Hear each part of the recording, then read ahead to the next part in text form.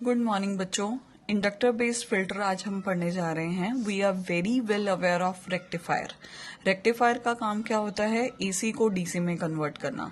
Still full wave rectifier के बाद AC जो है वो कंप्लीटली डीसी में कन्वर्ट नहीं होता है। Still there is a little bit part of AC components which we call them ripples.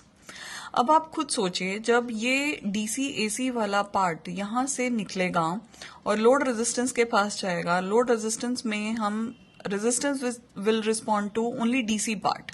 तो मुझे यहां सिर्फ डीसी चाहिए, तो व्हाट शुड आई डू?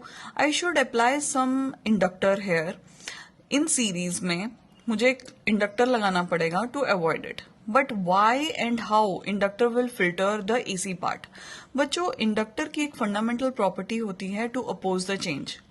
चूंकि हमें पता है alternating current is having varying voltage and varying I current, I is equal to I naught sin omega t, you are very well aware of this।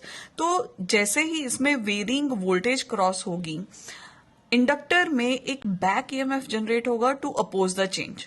सो ये alternating current को यहां से cross होने नहीं देगा, सिर्फ डीसी कंपोनेंट को ये जाने देगा।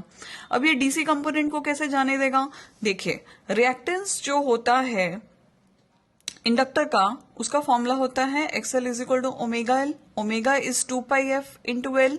फ्रीक्वेंसी एसी करंट की तो होती ही नहीं है, डीसी करंट की तो होती ही नहीं है। For DC F is 0, it means हमारा एक्सएल 0। मतलब ये कि डीसी को किसी भी प्रकार की रेजिस्टेंस इंडक्टर ऑफर नहीं करेगा, डीसी यहां से आसानी से क्रॉस हो जाएगा। लेकिन जहां हम एसी की बात करेंगे, एसी की अपनी खुद की फ्रीक्वेंसी होती है, और जब फ्रीक्वेंसी वाला पार्ट यहां से जाने की कोशिश करेगा तो उसको इंडक्टर एक रिएक्टेंस प्रोवाइड करेगा। ठीक है, so it will not allow any amount of AC through it. इसकी एफिशिएंसी को इंक्रीज करने के लिए हम यहाँ पे एक कैपेसिटर लगा देते हैं, और इसकी और एफिशिएंसी भी इंक्रीज की जा सकती है अगर मैं एक और कैपेसिटर यहाँ पे लगा दूं, जिसको पाई फिल्टर भी बोला जाता है। There is one more inductor based filter जिसको हम टी फिल्टर बोलते हैं। It look like this. This is called T filter. This is pi filter. So basically how inductor is working, it is not allowing any AC component through it.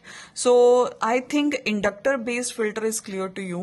In the next video I will cover capacitor based filter. Thank you. Bye bye.